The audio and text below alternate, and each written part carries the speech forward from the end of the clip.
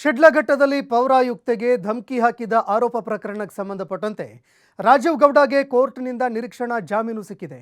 Chintamani JMFC ಕೋರ್ಟ್ನಲ್ಲಿ ನಿರೀಕ್ಷಣಾ ಜಾಮೀನು ಇವತ್ತು ನೀಡಲಾಗಿದೆ. ಜಾಮೀನು ಹಿನ್ನೆಲೆಯಲ್ಲಿ ಸೋಮವಾರ ಠಾಣೆಗೆ ಹಾಜರಾಗುವ ಸಾಧ್ಯತೆ ಇದೆ.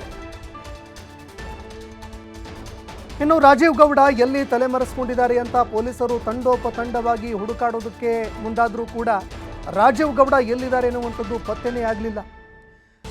ಆದರೆ ಪೌರಾಯುಕ್ತೆಗೆ ಅಶ್ಲೀಲವಾಗಿ ಬೈದಿರುವಂಥದ್ದು, ಕೆಟ್ಟದಾಗಿ ಮಾತನಾಡಿರುವಂಥದ್ದು, ಜೊತೆಗೆ ಧಮಕಿ ಹಾಕಿದಂತಹ ಆರೋಪಕ್ಕೆ ಸಂಬಂಧಪಟ್ಟಂತೆ ರಾಜೀವ್ ಗೌಡಗೆ ಕೋರ್ಟ್ ನಿರೀಕ್ಷಣಾ ಜಾಮೀನು ಕೊಟ್ಟಿದೆ. ಚಿಂತಾಮಣಿ ಜೆಎಂಎಫ್ಸಿ ಕೋರ್ಟ್ನಲ್ಲಿ ನಿರೀಕ್ಷಣಾ ಜಾಮೀನು ನೀಡಲಾಗಿದೆ. ಇನ್ನು ಜಾಮೀನು ಹಿನ್ನೆಲೆಯಲ್ಲಿ ಸೋಮವಾರ ಠಾಣೆಗೆ ಅವರು ಹಾಜರಾಗುವಂತಹ ಸಾಧ್ಯತೆ ಇದೆ. ತೀವ್ರ ಆಕ್ರೋಶಕ್ಕೆ ಕಾರಣ ಆಗಿತ್ತು ಈ ವಿಚಾರ. ಇಡೀ ರಾಜ್ಯಾದ್ಯಂತ ತೀವ್ರವಾಗಿ ಟೀಕೆಗೂ ಕಾರಣವಾಗ್ತಾ ಇತ್ತು. ಜೊತೆಗೆ ರಾಜ್ಯ ಸರ್ಕಾರ, ರಾಜ್ಯ ಕಾಂಗ್ರೆಸ್ ಏನು ಮಾಡ್ತಾ ಇದೆಯೋ ಅನ್ನೋ ಪ್ರಶ್ನೆಗಳು ಕೂಡ ಎದುರಾಗ್ತಾ ಇತ್ತು. ಇದೀಗ ಈ ಪ್ರಕರಣಕ್ಕೆ ಸಂಬಂಧಪಟ್ಟಂತೆ ಯಾವ ರಾಜೀವ್ ಗೌಡ ಅವರ ಆಡಿಯೋ ವೈರಲ್ ಆಗಿತ್ತು, ತೀವ್ರ ಟೀಕೆಗೆ ಕಾರಣವಾಗಿತ್ತು.